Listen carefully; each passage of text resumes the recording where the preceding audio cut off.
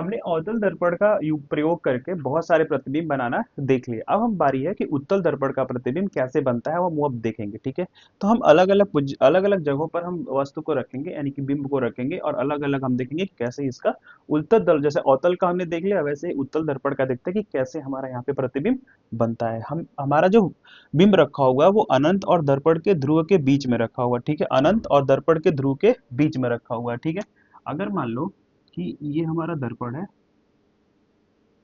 इसका shaded part हमारा अंदर की तरफ होता है। इतना तो हमने पढ़ लिया था कि इसका जो पेंटेड पार्ट होता है, यानी कि हमारा अंदर की तरफ होता है अवतल दर्पण में। इसका रिफ्लेक्टेड पार्ट हमारा ये, परावर्तन पार्ट हमारा ये होता है। ठीक है, वस्तु जो हमारा है इधर कहीं अनंत से, और ध्रुव, ये हमारा ध्रुव हो गया, यहाँ पे कहीं वस्तु हमारा रखा हुआ है। ठीक है, हमारा वस्तु यहाँ पे रखा हुआ है, ये हमारा हो गया फोकस।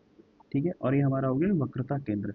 ठीक है, आप इसमें देखेंगे तो हमारा दर्पण कैसे बनता हुआ दिखेगा, यानी कि कोई भी लाइन अगर ये समानांतर होती है मुख्य अक्ष के, वो फोकस से होते हुए आपको ऐसा प्रतीत होता है। तो ये देखोगे कि ये उत्तल दर्पण है, तो आपको ऐसा लगेगा कि ये फोकस से होकर के ऐसे गुजर रही है, फोकस से होकर के ऐसे गुजर रही है। आई बस समझ में? पहला लाइन अगर देखोगे तो जो दर्पण के फोकस से होकर के ऐसे पास होते हुए आपको ऐसे दिखेगी, फोकस से होकर के पास हो रही है। ठीक है, अगर कोई लाइन देखो, अगर कोई लाइन हमारा वक्रता केंद्र से पास होते हुए दिख रही है, ये हमारा वक्रता केंद्र, वक्रता केंद्र से पास होते हुए दिख रही है। ठीक है, ऐसे वक्रता केंद्र से आते हुए दिख रही है, यानी कि जो भी लाइन वक्रता केंद्र से पास होते हुए दिखती है, तो जिस रास्ते से आती है उसी रास्ते से वो वापस उसी पाथ से वापस चली जाती है। ठीक है, आई बात समझ में? जिस रास्ते से आती है उसी रास्ते से वापस चली जाती है। जहां पे ये दोनों लाइन आपस में प्रतिच्छेदित करते हैं, वहां पे इस वस्तु का यानी प्रतिबिंब हमारा बनता हुआ दिखेगा, यानी कि हमारा वस्तु का प्रतिबिंब ये कहाँ पे बन रहा है, यहाँ पे बन रहा है। यानी कि ये हमारा फोकस है और ये हमारा पोल ध्रुव है। ठीक है, इनके बीच में कहीं हमारा वस्तु बनता हुआ दिख रहा है। जब हमारा वस्तु अनंत तथा दर्पण ध्रुव पोल के बीच में रखा हुआ है, तो कुछ इस प्रकार का हमें प्रतिबिंब देखने को मिल रहा है। ठीक है, अब देखेंगे प्रतिबिंब की स्थिति क्या है। तो प्रतिबिंब की स्थिति देखोगे बहुत ही छोटा मिल रहा है, यानी कि जो वस्तु है वो बहुत ही छोटा बन रहा है। ठीक है, यानी नहीं, स्थिति की बात करें तो वो कहाँ पे है, तो ध्रुव यहाँ पे, ध्रुव तथा ध्रुव पी तथा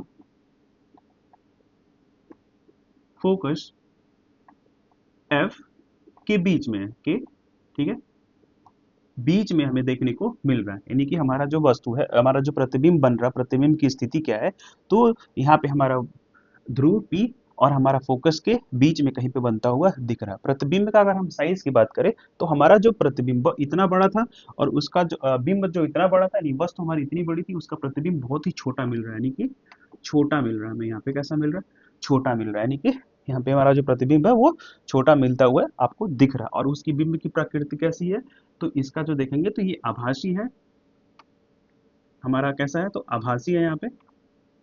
ठीक है, आभासी, और कैसा है यहाँ पे, और सीधा हमारा, यानी कि सीधा बन रहा है हमारा वस्तु। कैसा है, तो जैसा हमारा वस्तु है वैसे ही हमें सीधा मिल बनता हुआ आभासी और सीधा बनते हुए हमें दिख रहा है। आई बात समझ में? इतना, यानी कि जब वस्तु हमारा अनंत और दर्पण के बीच में, सॉरी, अनंत और दर्पण के ध्रुव के बीच में रखा हुआ है, तो हमारा कुछ इस प्रकार का प्रतिबिंब बनेगा अवतल दर्पण का प्रयोग करके। समझ में आई बात? तो प्रतिबिंब की स्थिति हमने देख ली, प्रतिबिंब का साइज देख लिया, और प्रतिबिंब का प्राकृतिक देख लिया कि वो हमारा यहाँ पे कैसा बन रहा है। इतनी बात समझ में आई?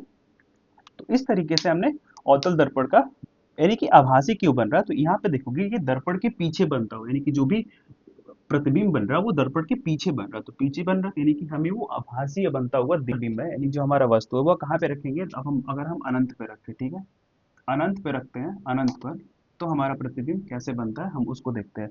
अगर हम वस्तु को अनंत पे रखते हैं, तो हमारा अवतल दर्पण का प्रयोग करके, ठीक है, अवतल दर्पण का प्रयोग करके, सॉरी अवतल नहीं, उत्तल दर्पण, सॉरी सॉरी, ये उत्तल दर्पण का प्रयोग करके हमारा जो प्रतिबिंब कैसा बनेगा, कुछ हमारा इस तरीके से, ये हमारा फोकस हो गया, ये हमारा वक्रता केंद्र हो गया। ठीक है, वक्रता केंद्र हो गई।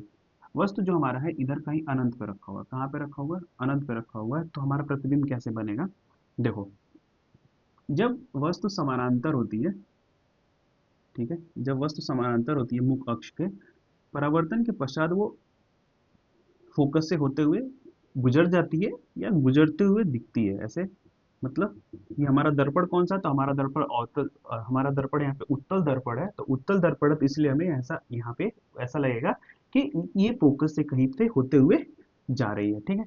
अगर हम यही दूसरा देखें तो ये भी हमारा मुख्य अक्ष के समानांतर है, मुख्य अक्ष के क्या है, समानांतर हमारा मुख्य अक्ष के, तो ये मुख्य अक्ष के समानांतर है, तो परावर्तन के पश्चात ये इधर को तरफ चली जाएगी, ठीक है। यानी कि ऐसा लगेगा कि ये फोकस से कहीं से आती हुई आपको, यानी कि मुख्य फोकस से कहीं से आती हुई आपको दिखेगी, ठीक है। और जहाँ पे ये दोनों लाइन प्रतिच्छेदित कर रही हैं एक दूसरे को, वहीं पे हमारा इमेज बनता हुआ दिखेगा, यानी कि हमारा जो प्रतिबिंब बनेगा वो कहाँ पे बनेगा, तो फोकस से बनेगा। यानी कि हमारा प्रतिबिंब कैसा है, प्रतिबिंब की स्थिति क्या है, तो फोकस पर क्या है, फोकस पर बनता हुआ दिख रहा है, यानी कि फोकस एफ पर बनता हुआ हमारा यहाँ पे दिख रहा है। आई बस समझ में। और हमारा इमेज यहाँ पे यानी कि फोकस पे बनता हुआ दिख रहा है, और दर्पण के पीछे यानी कि हमारा जो है दो दर्पण के पीछे बनता हुआ, दर्पण के पीछे बन रहा है, दर्पण के पीछे हमारा बन रहा है। आई बस समझ में। दर्पण के पीछे बनता हुआ हमें दिख रहा है, ठीक। अगर हम देखें प्रतिबिंब का साइज क्या हमारा, तो प्रतिबिंब का साइज अगर हम देखेंगे,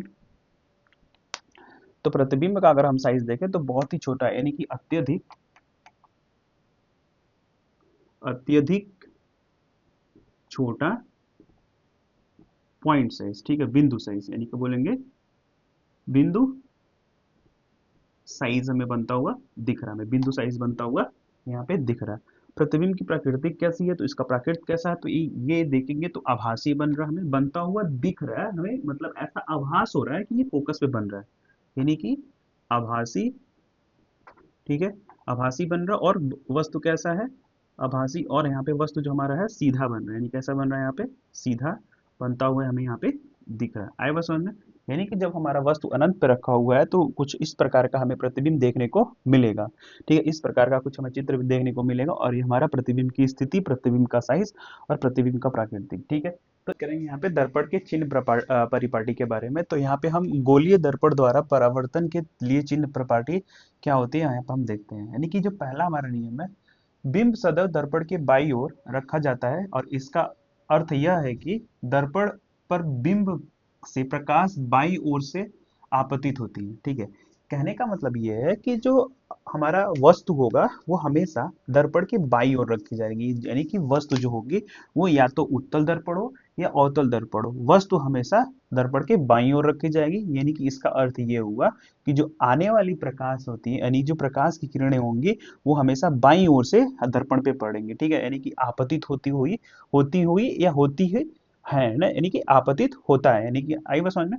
यानी कि पहला पॉइंट हमारा ये कहता है कि दर्पण जो होता बिंब सदैव दर्पण के बाईं ओर रखा जाता है, और इसका अर्थ यह है कि दर्पण पर बिंब से प्रकाश बाईं ओर से आपतित होता है, ठीक है। दूसरा नियम हमारा कहता है कि मुख्य अक्ष के समानांतर सभी दूरियां दर्पण के ध्रुव से मापी जाती हैं, यानी कि हम बोल सकते हैं कि ये हमारा ध्रुव हो गया, ठीक है, ये हमारा पी पोल ध्रुव हो गया।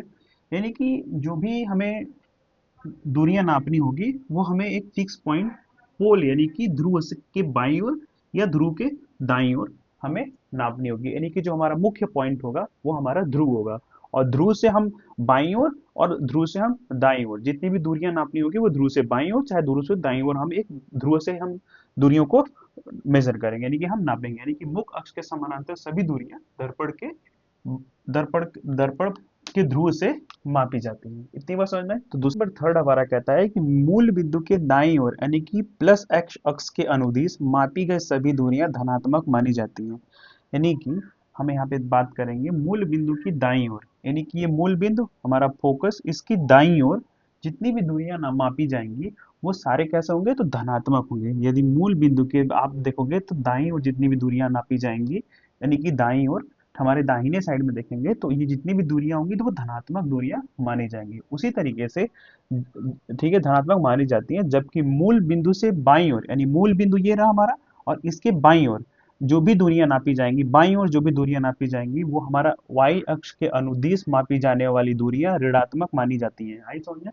यानी कि जो भी हम दूरी इधर की तरफ, यानी मूल बिंदु हमारा फोकस, यानी मूल बिंदु हमारा जो ध्रुव है यानी कि जो पोल है उसकी अगर हम दाईं ओर जाते हैं तो हमारी जो दूरियां होंगी वो धनात्मक होंगी, अगर हम बाईं ओर जाते हैं तो हमारी जो दूरियां होंगी वो ऋणात्मक होंगी। इतनी बात समझ में आ गई।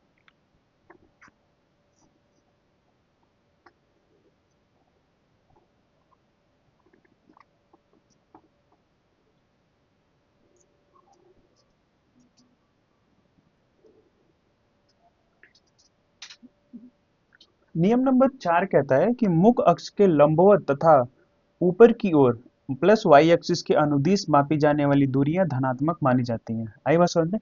यानी कि जो भी इसके यानी कि लंबवत जो हमारा ऊपर की तरफ है, यानी कि हमारा जो मुख्य अक्ष है उसके लंबवत अगर ऊपर की तरफ हम जाएंगे तो प्लस वाई एक्सिस पे अगर हम जाएंगे आप, ठीक है, तो यहाँ पे इस जो दूरियां होंगी वो हमारी धनात्मक मानी जाएगी। ठीक है, आई बात समझ में? जैसे हम इसके ऊपर जाते हैं वो हमारी दूरियां कैसे होगी, धनात्मक होंगी। और इसी तरीके से अगर हम पांचवा देखें, पांचवा अगर हम देखें यहाँ पे, तो मुख्य अक्ष के लंबवत नीचे की ओर, यानी कि ऊपर की ओर नहीं, अब हमारा यहाँ पे कैसा हो जाएगा, तो नीचे की ओर, नीचे की ओर, यानी कि माइनस वाई एक्सिस, ये plus Y axis, minus Y अक्ष के अनुदिश मापी जाने वाली दूरियां सभी कैसी होती है हमारी, तो सभी हमारा यहाँ पे ऋणात्मक होती है। यानी कि हमारा कैसे होती है, ऋणात्मक दूरियां होती हैं। यही आया समझ में? यानी कि ये हमारी नीचे की तरफ देखेंगे।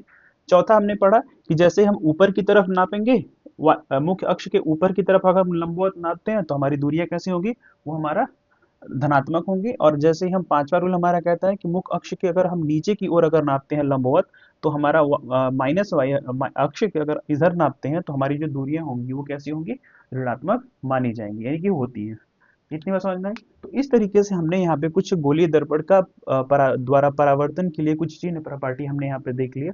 अब हम बढ़ते हैं अपने अगले, यहाँ पे हम दर्पण सूत्र और आवर्धन की बात करेंगे। तो पहले हम दर्पण का सूत्र देख लेते हैं। जो हमारा सूत्र यहाँ पे है दर्पण का, जो बहुत ही महत्वपूर्ण सूत्र हमारा, 1/f plus 1/u is equal to 1/v।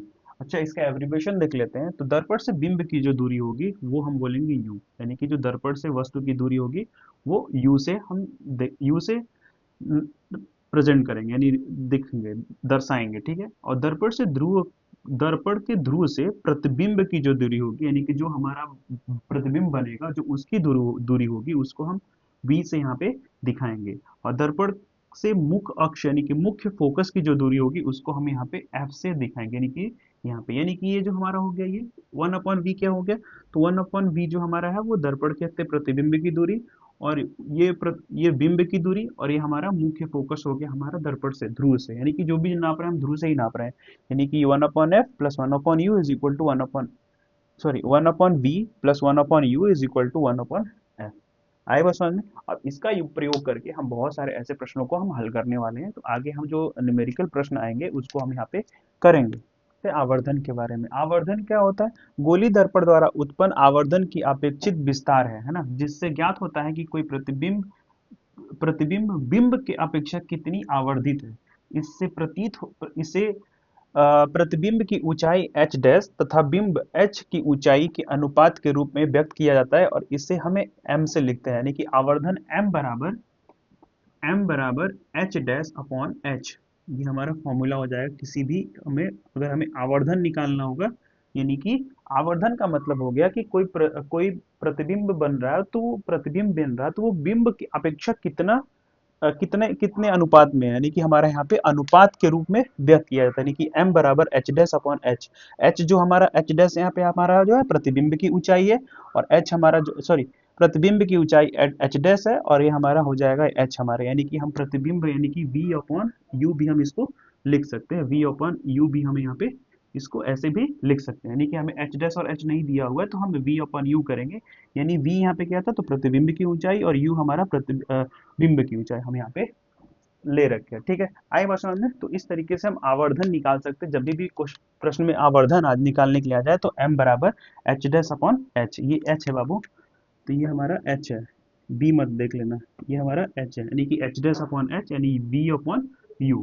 आया समझ में? अब h डैश क्या है, तो h डैश हमारा यहाँ पे प्रतिबिंब की ऊंचाई है, और h हमारा बिंब की ऊंचाई है। ठीक है, बढ़ते हैं अपने अगले कॉन्सेप्ट की तरफ। अगला हमारा कॉन्सेप्ट जो है बेटा वो है प्रकाश का अपवर्तन। ठीक है, प्रकाश का अपवर्तन क्या होता है, जब प्रकाश किसी पारदर्शी माध्यम से यानी कि हवा, पानी, कांच एक दूसरे माध्यम में प्रवेश करती है तो उसकी दिशा बदल जाती है। इसका मतलब क्या होगा कि जैसे ही प्रकाश किसी एक माध्यम से यानी कि हवा और दूसरे माध्यम यानी कि पानी में जैसे ही एंटर करेगी, उसका जो दिशा होगा वो मुड़ता हुआ आपको दिखेगा। यानी कि आप इसका एक्सपेरिमेंट देख सकते हैं कि जब भी आप एक एक ग्लास ले लें, मैं आपको करके दिखाता हूँ। जैसे आप देखेंगे कि एक ग्लास है ना, इसमें पानी भरा हुआ है, ठीक है। अगर ये मान लो कि ये प्रकाश है और जैसे ही हवा से पानी के अंदर अंदर की तरफ एंटर करता है, तो ऐसा लगता है कि माना कि पेंसिल कहीं से यानी कि ये जो हमारा मार्कर कहीं से टूटा हुआ आपको ऐसे दिखता है, ठीक है। यानी कि अपने एंगल की तरफ मुड़ा हुआ यानी कि कोण की तरफ झुका हुआ या फिर उठा हुआ आपको प्रतीत होता है। ऐसा समझ में आई बात? यानी कि जब प्रकाश किसी एक माध्यम से दूसरे माध्यम में गुजरती है तो अपने दिशा से मुड़ जाती है, ठीक है। अगर आप एक डायग्राम से समझो तो मान लो इधर एक, इसको मैं डायग्राम से आपको बताता हूँ।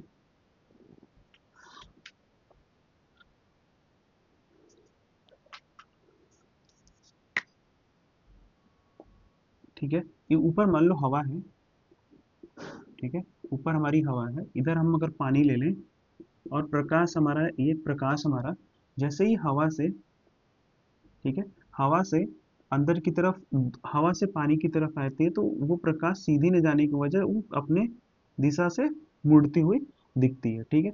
और मान लो कि इधर की तरफ ये कहीं मुड़ती हुई आपको दिख रही है, ठीक है। ऐसे आप थोड़ा सा कोण से मुड़ती हुई, और इसको यहाँ पे इमेजिनरी लाइन जिसको हम लंब बोलते हैं, ठीक है, लंब बोलते हैं। समझ में आया बात? तो यहाँ पे इसको कहते हैं हम आपतित किरण, ठीक है, आपतित किरण, ठीक है। ये हमारा परावर्तित किरण, अपवर्तित किरण, अपवर्तित किरण, इसको अपवर्तित किरण बोलते हैं। ये हमारा लंब होता है, इसको हम लंब बोलते हैं, इसको हम क्या बोलते हैं, लंब बोलते हैं। ये हमारा जो डॉटेड लाइन है उसको हम लंब बोलते हैं, और इनके बीच जो बन रहा कोण है उसको, इसको तो बोलते हैं हम आपतित कोण, और इसे हम परावर्तित कोण, ठीक। आपतन कोण और परावर्तन कोण हम यहाँ बोलते हैं, इसको बोलते हैं आपतन कोण, और इसको परावर्तन कोण हम बोलते हैं, इस वाले को हम बोलते हैं परावर्तन कोण, परावर्तन कोण, ठीक है। इतनी बात समझ में? यानी कि जब प्रकाश की किरण एक माध्यम से दूसरे माध्यम की ओर आती है, यानी कि इसको हम बोल सकते हैं कि ये विरल माध्यम, हवा जो है वो विरल माध्यम है, और पानी जो है सघन माध्यम है। जब भी विरल माध्यम से सघन माध्यम की तरफ आती है तो प्रकाश अभिलंब की तरफ आपको झुकता हुआ दिखेगा, यानी कि जो प्रकाश होगा वो अभिलंब की तरफ झुकता है, यानी कि हम लिख झुकता है, यानी हम लिख सकते हैं कि जब भी विरल माध्यम से सघन माध्यम में प्रकाश आती है तो अपने प्रकाश जो होगी वो अभिलंब की तरफ झुक जाएगी, ठीक है। और दूसरा, अगर इसी को हम उल्टा कर दें, इसी को हम उल्टा कर दो, इधर पानी कर दें और इधर हवा कर दें, ठीक है, तो क्या होगा, यानी कि जब भी सघन माध्यम से विरल माध्यम की तरफ प्रकाश आएगी, यानी कि ये सघन माध्यम, ठीक है, और विरल माध्यम की प्रकाश माध्यम की तरफ आएगी तो प्रकाश थोड़ा सा आपको ऊपर की तरफ ऐसे उठता हुआ दिखेगा, यानी कि यहाँ पे इसको अगर हम अविलंब यहाँ दे दें तो ये हमारा अविलंब है। जब भी सघन माध्यम, इसको हम बोल सकते हैं सघन माध्यम, और ये हमारा हो गया विरल माध्यम, ठीक है, विरल माध्यम। ये सघन, जब भी प्रकाश की किरण सघन माध्यम से विरल माध्यम की तरफ आती है तो प्रकाश की किरण क्या हो जाती है, अभिलंब से दूर भागती है, ठीक है। अभिलंब से क्या होती है, तो दूर भागती है, ठीक है। और जैसे ही ऊपर की तरफ, यही इधर वाले में, इस वाले फिगर में आप देखोगे तो जब भी ये सघन माध्यम से विरल, नहीं, हाँ, सघन विरल माध्यम से सघन माध्यम में आती है तो प्रकाश अभिलंब की तरफ झुक जाती है, ठीक है। इतनी बात समझ में? तो अगर इसमें आएगी तो अभिलंब से दूर भाग रही है, और अगर दूसरे वाले फिगर में देखो तो अभिलंब की तरफ झुकती हुई दिख रही है। यही हमारा होता है प्रकाश का अपवर्तन का नियम। समझ में आई बात? यानी कि जब प्रकाश एक पारदर्शी माध्यम से दूसरे पारदर्शी माध्यम में प्रवेश करती है तो उसका दिशा क्या होता है, बदल जाता है। और कैसे बदल जाता है उसको हमने यहाँ पे अच्छे से समझ लिया। ये यहाँ पे स्नेल लॉ के बारे में, यहाँ पे दो नियम हमारे पास है जो स्नेल लॉ जिनको हम कहते हैं। वैसे तो प्रकाश का अपवर्तन ही स्नेल लॉ होता है, वहां पे हम देख लेते हैं। पहला नियम कहता है आपतित किरण, परावर्तित किरण और लंब तीनों ही समतल यानी कि प्लेन में होते हैं, एक ही प्लेन में होते हैं, समझ में, एक ही समतल यानी कि ही प्लेन में होते हैं। जैसे आपने डायग्राम देखा होगा, जैसे अभी जस्ट आपने डायग्राम देखा होगा कि जब एक माध्यम से दूसरे माध्यम में प्रकाश आ रही है, हवा, ठीक है, पानी, तो प्रकाश क्या हो रही है, अपने अभिलंब की तरफ या तो झुक जा रही है, या तो जिस रास्ते से आ रही है उसी रास्ते से, मतलब वो यानी कि या तो झुक जा रही है या तो दूर जा रही है, सॉरी, वो दूसरा नियम था। यानी कि जब भी प्रकाश की किरण एक माध्यम से दूसरे माध्यम की तरफ आ रही है तो वो क्या हो रही है, अपने अभिलंब की तरफ या तो झुक जा रही है या तो ऊपर ऊपर चली जा रही है, मतलब दूर चली जा रही है। यानी कि ये जो हमारा बोलते थे, इसको बोलते थे हम यानी कि आपतित किरण, और ये हमारा परावर्तित किरण, ये हमारा आपतित किरण, ये परावर्तित किरण और अभिलंब, तीनों क्या है हमारे एक ही, यहाँ पे एक ही तल में है, यानी कि एक ही प्लेन में है। इसे हम बोलते हैं स्नेल का पहला नियम, यानी कि आपतित किरण, परावर्तित किरण और अभिलंब तीनों एक ही तल में अगर होते हैं, यानी कि ये हमारा स्नेल का पहला नियम हम इसे कहते हैं। दूसरा नियम यहाँ पे क्या है, इनके जो एंगल है, यानी कि आपतित, यानी कि हमारा आर आई, अगर इसको हम आई ले लें, इंसिडेंट रे, और इसको आर ले लें, तो इनका जो रेशियो होगा सेम रेशियो में होगा, यानी कि हमारा sine i by sine r, और स्थिरांक हमारा म्यू, और इसी को बोलते हैं हम अपवर्तनांक, ठीक है। और अपवर्तनांक क्या होता है, तो अपवर्तनांक बताता है कि किस माध्यम में प्रकाश की कितनी गति होगी, यानी कि किसी, जैसे अपवर्तनांक बताता है कि किस माध्यम में प्रकाश की गति किस कितने तेजी से चलेगा, यानी कि जितनी अपवर्तनांक होगा उतना ही वो मुड़ता चला जाएगा, यानी कि जिस पदार्थ का अपवर्तनांक जितना ही ज्यादा होगा वो प्रकाश, यानी कि वो उतना ही सघन माध्यम होगा। और सघन माध्यम में हमने क्या देखा था कि प्रकाश की किरण क्या होती है, अभिलंब की तरफ झुकती चली जाती है, मुड़ती चली जाती है। यानी कि अगर मान लो पानी, यानी हम देखा जाए तो अपवर्तनांक देखा जाए तो पानी का जो अपवर्तनांक है हवा के अपवर्तनांक से ज्यादा है, इसीलिए देख रहे थे कि जो पानी की, हवा से जैसे ही पानी की तरफ जा रहा था तो अभिलंब की तरफ झुकता हुआ आपको दिख रहा था, यानी कि जो पानी है उसका अभी उसका अपवर्तनांक हवा के अपवर्तनांक से ज्यादा है, और हवा का अपवर्तनांक कम था, तो यानी कि जैसे ही पानी से हवा के अंदर घुस रहा था तो अभिलंब से दूर भाग रहा था। ठीक है, इतनी बात समझ तो अपवर्तनांक हमने देख लिया, इसको हम म्यू से रिप्रेजेंट करते हैं, यहाँ पे ये म्यू से रिप्रेजेंट करते हैं। दूसरा Snell law sine i by sine r, यानी कि यहाँ पे इंसिडेंट रहे, यानी कि अपवर्तित किरण, परावर्तित, अपवर्तित एंगल, अपवर्तन, परा अपवर्तित एंगल और परावर्तन एंगल, ठीक है, आया समझ में। तो यहाँ पे इनका जो रेशियो है sine i by sine r, और यहाँ पे इसको म्यू से रिप्रेजेंट करती है। तो यहाँ पे हमें दो प्रकार के लेंसेज के बारे में पढ़ने को मिलेगा, पहला हमारा उत्तल लेंस और एक हमारा मिलेगा अवतल लेंस, ठीक है। यानी कि अगर हम उत्तल लेंस देखें तो बीच में मोटा, किनारे पर पतला होता है, ठीक है। यानी कि जो हमारा उत्तल लेंस है वो हमारा बीच में मोटा और किनारे पर पतला है, और इसका डायग्राम अगर हम बनाएं तो इसका जो डायग्राम हमारा बनेगा वो कुछ इस तरीके से बनेगा, ठीक है। उत्तल लेंस हमारा कैसा दिखेगा, तो ये कुछ ऐसा होगा, इस तरीके का कुछ हमारा इस तरीके का डायग्राम होगा, इसी को हम क्या बोलेंगे, उत्तल लेंस हम बोलेंगे। यानी कि उत्तल लेंस देखेंगे तो किनारे किनारे पे पतला, बीच में इसका मोटा है, यानी कि किनारे किनारे पतला, बीच में मोटा। ये क्या करता है, प्रकाश को इकट्ठा करता है, इसको हम कन्वर्जन लेंस भी कहते हैं। यानी कि ये क्या करता है, चारों तरफ से आ रही प्रकाश को एक जगह पे ला करके इकट्ठा कर देता है, समझ में आई बात। जैसे आपने ज्योमेट्री बॉक्स, यानी कि जो हमारे पास औजार बॉक्स मिलता है, उसमें अगर देखेंगे तो एक मैग्नीफाइंग ग्लास होता है, उससे अगर हम हाथ पे क्या करते हैं, सन की रोशनी, जो सूरज की रोशनी है, उसको हम धीरे धीरे लाएंगे तो एक पॉइंट पे इकट्ठा होता है, तो हाथ हमारा जलने लगता है, तो उसमें यही लेंस हमारा यूज हुआ होता है। यानी कि यही लेंस हमारा उसमें लगा होता है, जिससे हमारी क्या होती है, चारों तरफ से आ रही सूर्य की किरणें को एक जगह पर पॉइंट कर देता है, जिससे गर्मी बढ़ जाती है और कागज जल जाता है या फिर हमारे हाथ जल जाते हैं, ठीक। दूसरा हमारा लेंस है अवतल लेंस। अवतल लेंस अगर देखा जाए तो ये देखने में कैसा होता है, तो बीच से पतला, किनारे किनारे, नहीं, बीच से पतला होता है और किनारे किनारे मोटा होता है, हाँ जी। यानी कि ये बीच से पतला होगा, ये इसका कुछ बीच से ऐसे पतला होगा और किनारे किनारे मोटा होगा, देखने में कुछ ये, यानी कि ये हमारा उत्तल लेंस है और ये हमारा अवतल लेंस है, ठीक है। ये क्या करता है, प्रकाश को फैला देता है, यानी कि ये और प्रकाश को फैला देता है, इसे हम डाइवर्जन लेंस कहते हैं, इसे हम कन्वर्जन लेंस कहते हैं, इसे डाइवर्जन लेंस कहते हैं।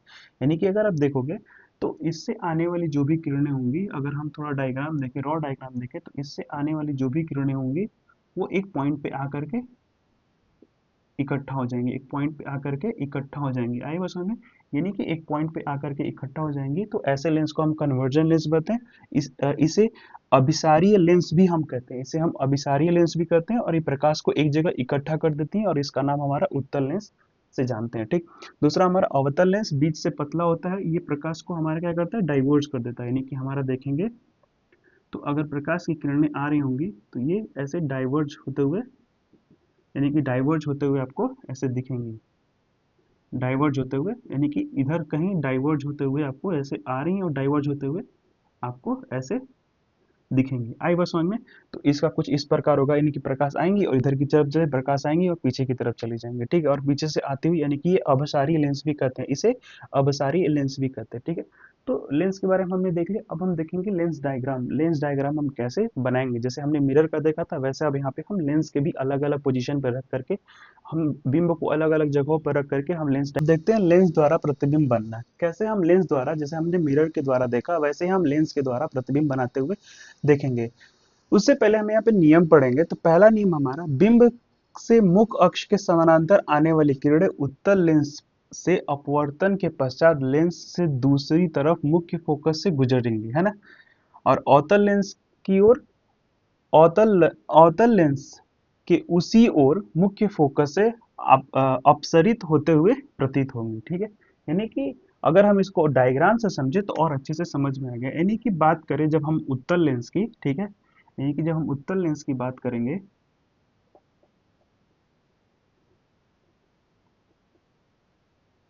ये हमारा मुख्य अक्ष हो गया। ठीक है। ये हमारा F1, यहाँ पर हमारा 2F1, इधर F2, इधर हमारा 2F2। ठीक है। यहाँ पे कह रहा है कि जब कोई मुख्य अक्ष के समानांतर, जब कोई किरण मुख्य अक्ष के समानांतर आती है, ठीक है, तो परावर्त यहाँ पे अपवर्तन के पश्चात लेंस के दूसरी ओर मुख्य फोकस से गुजरेंगी, यानी कि जो मुख्य फोकस हमारा F2 है उसी से गुजरेंगी। ठीक है। यानी कि जो भी लाइन हमारा, जो भी किरण पैरेलल टू, यहाँ पे समानांतर आएगी, मुख्य अक्ष के समानांतर आएगी, अपवर्तन के पश्चात वो मुख्य फोकस यानी कि F2 से होकर के गुजरेंगी। इतनी बात समझ में आई? तो पहला नियम, समानांतर आने वाली, मुख्य अक्ष के समानांतर आने वाली किरणें, ठीक है, अपवर्तन के पश्चात मुख्य फोकस से गुजरती हैं। इतनी बात समझ में आ गई। अगर यही हम दूसरा डायग्राम देखें, यानी दूसरा हम अवतल दर्पण के लिए देखें, हमने उत्तल के लिए देख लिया, अब हम अवतल दर्पण के लिए अगर देखें, तो यहाँ पे नियम हमारा कहता है, कुछ हमारा ये ऐसा डायग्राम बनेगा, बीच से पतला और किनारे किनारे मोटा। ठीक है। इधर हम मान लो यहाँ पे F1, F2, ठीक है, 2F1।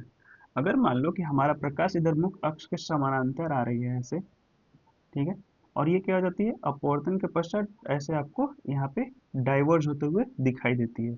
इधर मान लो F2, ये वाला थोड़ा सा, अगर ये हमारा F2 है, ये हमारा 2F2 है, ठीक है, ये इधर हमारा F1 है, इधर हमारा 2F1 है। ठीक है। यानी कि आपको इधर की तरफ, यानी कि पीछे की उसी दिशा में पीछे की तरफ आपको फोकस से ऐसे जाते हुए आपको ऐसे दिखेंगे। ठीक है। आए बात समझ में।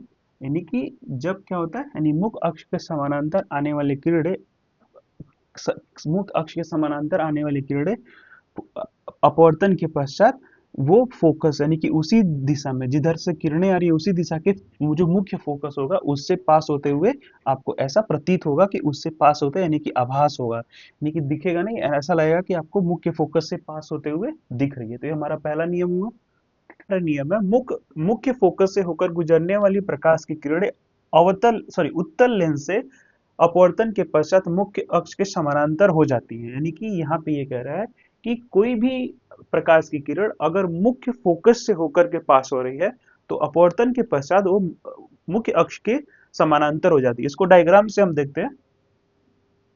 कुछ हमारा इस तरीके से इसका डायग्राम बनेगा।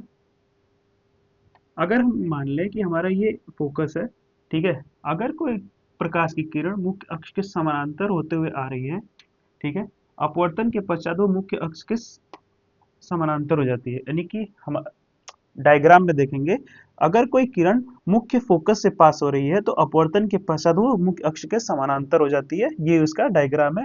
पहले दूसरा नियम हमारा यही कह रहा है कि मुख्य अक्ष के फोकस से होकर गुजरने वाली प्रकाश की किरण अपवर्तन के पश्चात मुख्य अक्ष के समानांतर हो जाती है। ये हमारा उत्तल लेंस में हमारा ऐसा डायग्राम बनता है। अगर हम दूसरे बात करें, अवतल लेंस से मुख्य फोकस पर मिलती हुई प्रतीत होने वाली प्रकाश की किरणें अपवर्तन के पश्चात मुख्य अक्ष के समानांतर हो जाती है। अगर हम अवतल लेंस की बात करें, कुछ इस तरीके से हमारा बनेगा। अगर यहाँ से ये हमारा मुख्य फोकस है, समझ लो, अगर ये यहाँ से कहीं से पास हो रही है,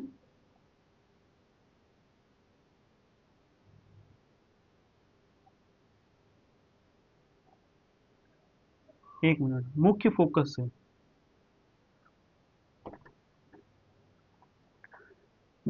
जी मेरे भाई, उत्तल लेंस के लिए मुख्य फोकस, लेंस के मुख्य फोकस पर मिलती प्रतीत होने वाली प्रकाश की किरणें अपवर्तन के पश्चात मुख्य अक्ष के समानांतर हो जाती है। मिलती हुई प्रतीत होती है, यानी कि ये हमारा अगर डायग्राम देखें तो इसका कुछ इस तरीके से डायग्राम अगर बनता है, यानी कि यहाँ पे हमारा कहीं फोकस, और ये जो हमारा मिलता हुआ प्रतीत होता है, हमारा इधर की तरफ फोकस हमारा, ये F1 मान लो, इसको F2 मान लो। ठीक है, जो प्रकाश की किरणें हमारे आएंगी ऐसे ऐसे कुछ कि यहाँ से ऐसे मिलते हुए हमें प्रतीत होंगी। ठीक है, ऐसे मिलती हुई हमें प्रतीत होंगी और अपवर्तन के पश्चात वो मुख्य अक्ष के समानांतर हो जाती है, यानी कि अपवर्तन के पश्चात मुख्य अक्ष के समानांतर हो जाती है। ऐसा ऐसा लग रहा है कि ऐसा लगेगा कि ये किरण जो है वो मुख्य फोकस से ही होके गुजर रही है और अपवर्तन के पश्चात वो मुख्य अक्ष के समानांतर हो जाती है। आए बात समझ में? तो यही लिखा हुआ है यहाँ पे, दूसरा नियम यही कह रहा है हमारा कि मुख्य फोकस से होकर गुजरने वाली प्रकाश की किरण उत्तल लेंस से अपवर्तन के पश्चात मुख्य अक्ष के समानांतर हो जाती है। अवतल लेंस के मुख्य फोकस पर मिलती प्रतीत होने वाली प्रकाश की किरणें अपवर्तन के पश्चात मुख्य अक्ष के समानांतर हो जाती हैं। और ये नीचे हमारे दो डायग्राम, ये हमारा कौन सा लेंस होता है बेटा? तो हमारा होता है उत्तल लेंस और हमारा होता है अवतल अवतल लेंस। ठीक है, उत्तल और ये अवतल। इतनी बात समझ में आई? आगे बढ़े। यहाँ पे लेंस के प्रकाशीय केंद्र से गुजरने वाली प्रकाश की किरण अपवर्तन के पश्चात बिना किसी विचलन के निर्गत हो जाती है। अगर आसान भाषा में समझे तो लेंस के यहाँ पे लेंस के जो प्रकाशीय केंद्र है, अगर उससे गुजरने वाली कोई प्रकाश की किरणें होती हैं तो जिस रास्ते से आती हैं उसी रास्ते से वापस चली जाती हैं। ये दोनों अवतल और उत्तल दोनों लेंस के लिए होता है। अगर देखा जाए, ये हमारा लेंस है, अगर इसका ये होता है प्रकाशीय केंद्र, अगर इससे कोई लाइन पास कर रही है तो जिस रास्ते से आ रही है उसी रास्ते से वापस भी चली जाएगी। जिस रास्ते से आ रही है उसी रास्ते से वापस ये चली जाएगी। ठीक है, बिना ये अपवर्तन किए, बिना अपवर्तन के, बिना या विचलन के, ये जिस रास्ते आ रही है उसी रास्ते वापस चली जाएगी। अगर दूसरा हम फिगर देखें यहाँ पे, तो यहाँ पे भी अगर यहाँ इसके प्रकाशीय केंद्र से पास होती है लेंस के, तो जिस रास्ते से आ रही है उसी रास्ते से वापस चली जा रही है। इतनी बात समझ में आए? तो ये नियम नंबर हमारा थर्ड कह रहा है कि जिस रास्ते से लेंस के प्रकाशीय केंद्र से गुजरने वाली प्रकाश की किरणें अपवर्तन के पश्चात बिना किसी विचलन के निर्गत हो जाती है, यानी कि जिस वस्तु को रख करके हम देखेंगे उसका प्रतिबिंब कैसे हमारा बनता हुआ दिख रहा है, यानी कि उसका इमेज हमारा कैसा बनते हुए दिखेगा। बिंब जो हमारा है, पहला स्थिति हमारा जो है उसको हम अगर अनंत पे रखें, तब अनंत पे रखें, चल ही नहीं रहा भाई,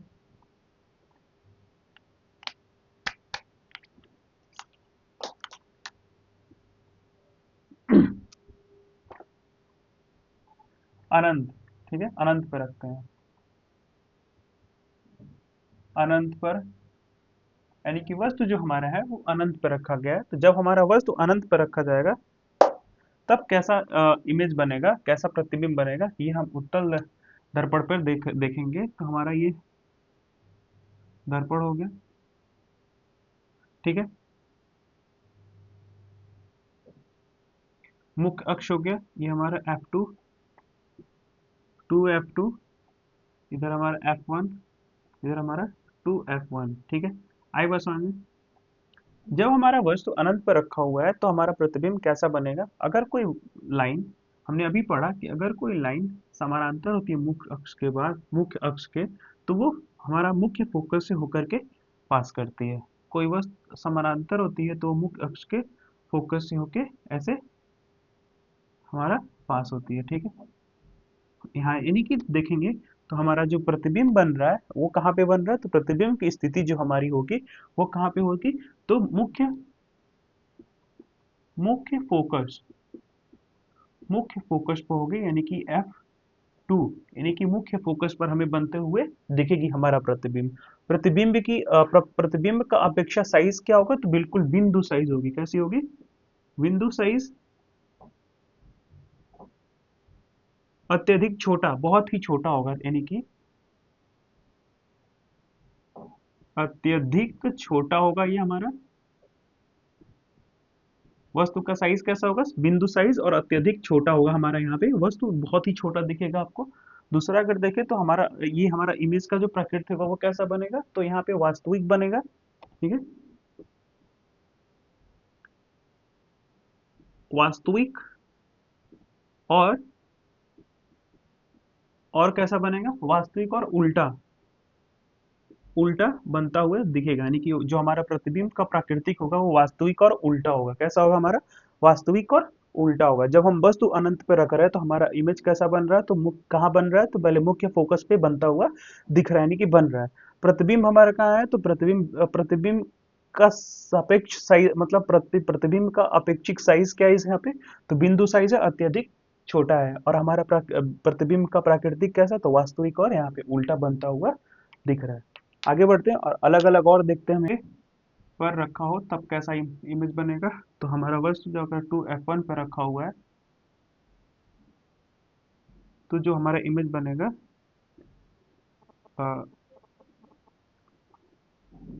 2F2, F2, F1, 2F1, और वस्तु हमारा कहाँ है, अब इस बार इसी के ऊपर यहीं पर रखा हुआ है, ठीक है। तो पहला लाइन जो मुख्य अक्ष के समानांतर है, सॉरी, हाँ, मुख्य अक्ष के समानांतर रिफ्लेक्शन के बाद फोकस से होके पास होगी, और दूसरा हमारा सेम बिल्कुल केंद्र से होते हुए जाएगी, यानी कि जो हमारा वस्तु यहाँ पे दो लाइनें आपस में प्रतिच्छेदित कर रही हैं, तो हमारा इमेज कहाँ बनेगा, तो यहाँ पे कुछ बनता हुआ, यानी कि 2F1 पर ही हमारा 2F2 पे हमारा बनता हुआ इमेज दिखेगा, यानी कि जो हमारा वस्तु का इस प्रतिबिंब बनेगा वो बनेगा हमारा पर 2F2 पर। कहाँ बन रहा है हमारा वस्तु, कहाँ बन रहा है, 2F2 पे बन रहा है प्रतिबिंब हमारा। और यहाँ पे वस्तु की जो अपेक्षित साइज होगी वो वस्तु के सेम, जैसे वस्तु है वैसा इसका प्रतिबिंब बन रहा है, यानी कि समान साइज, ठीक है। समान साइज है, वस्तु के समान है, बिल्कुल जो वस्तु जैसी है वैसे ही सेम हमारा बन रहा है, यानी कि समान साइज बन रहा है। इसकी प्रकृति क्या है, तो वास्तविक और कैसा बन रहा है, उल्टा बन रहा है हमारा। कैसा बन रहा है हमारा? उल्टा बन रहा है। समझ में आई बात? यानी कि हमारा अगर जब वस्तु हमारा 2F1 पे रखा हुआ है तो हमारा जो इसका प्रतिबिंब बन रहा है वो हमारा बन रहा है 2F2 पे। और प्रतिबिंब का जो प्राकृतिक साइज है वो कैसा, समान साइज है, जैसा वस्तु का साइज है बिल्कुल वैसे ही है। और हमारा इसका प्रतिबिंब का जो प्राकृतिक होगा वो वास्तविक और उल्टा बन रहा है, ठीक। इतनी बात समझ में आ गया। तो कहाँ पे हम रखेंगे, तो अब हमारा वस्तु रखते हैं 2F1 और F1 के बीच में रख रहे हैं, ठीक है। जब हम इसके बीच में रख रहे हैं तो हमारा इमेज क्या कैसा बनेगा, हमारा डायग्राम ये बनेगा हमारा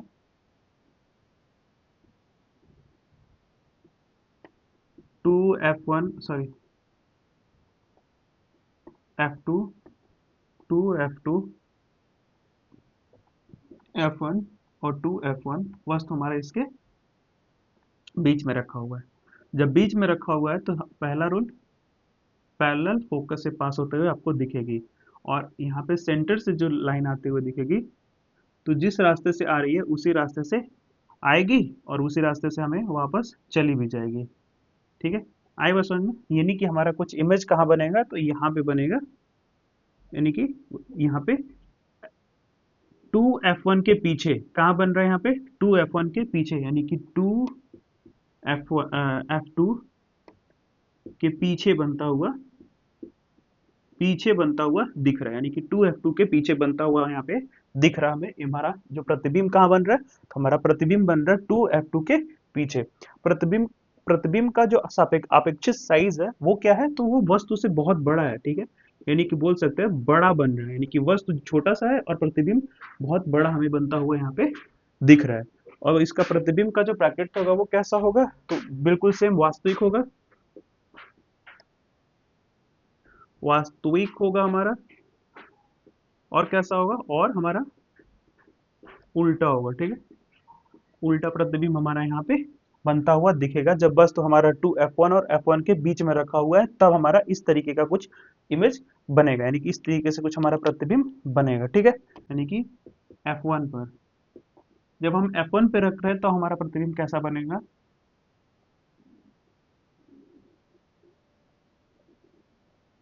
ये हमारा f2, 2f2, f1 और यहाँ पे 2f1, यानी कि जब वस्तु हमारा यहाँ पे रखा हो तो हमारा प्रतिबिंब कैसा बनेगा ये हम देखते हैं, ठीक है। पहला वही समानांतर होकर से होके जाएगा, और हमारा यानी कि यहाँ पे देखेंगे तो ये हमारा प्रतिबिंब एक दूसरे के समानांतर अनंत पर चली जाएंगी, यानी कि हमारा यहाँ पे कोई भी इमेज बनता हुआ नहीं दिखेगा। यानी कि अगर इमेज प्रतिबिंब की स्थिति देखा जाए तो अनंत पर कहीं बनता हुआ आपको हो सके मिल जाए, अनंत पे, ठीक है। अनंत पे मिलता हुआ यहाँ पे, अनंत पे मिलता हुआ आपको ऐसा दिख जाए, ठीक है। लेकिन हमारा यहाँ पे प्रतिबिंब और प्राकृतिक हमें यहाँ पे कोई भी इमेज, कोई भी कोई भी प्रतिबिंब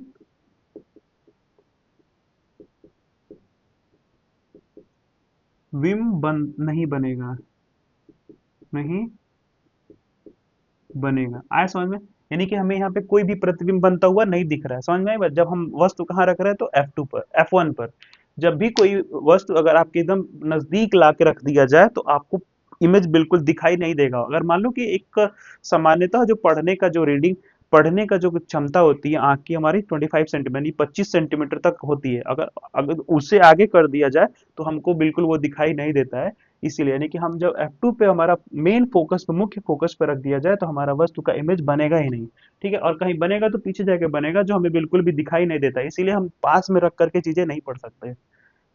एक